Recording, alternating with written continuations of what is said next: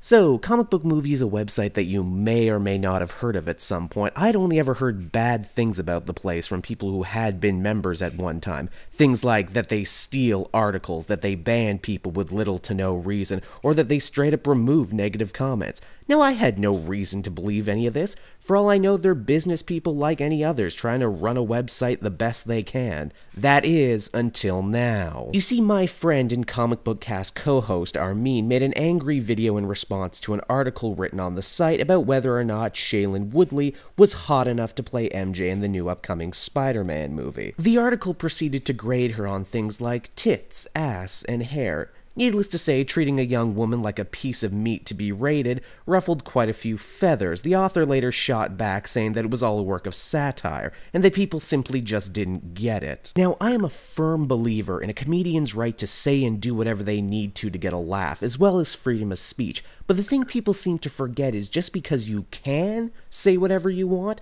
does not mean that you will not be held responsible for the things you say, or write for that matter. The fact is, people are occasionally going to disagree with you, even get mad at you, which they are well within their right to do so. We saw this firsthand with the Onion's tweet at this year's Oscar. They overstepped the comedy line by calling a little girl the C-word. People got offended, the Onion took the high ground and apologized for removing the offensive tweet. Comic Book Movie, however, did not take the high ground. They took quite possibly the lowest ground. They reposted Armin's video without his knowledge, calling him, quote, a man-boy as well as unstable.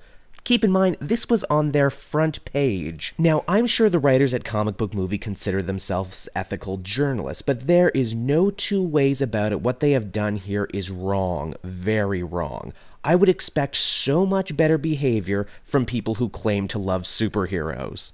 Behavior like this is unbecoming. It's shameful, and they should be ashamed with themselves. They could have stood by their joke, stood by their article, but they didn't. They chose to fling mud at the loudest voice of dissension out there, and that is not how journalists who want to be respected should act. That's not how good comic book fans act. That isn't even how good people act. It is just plain wrong.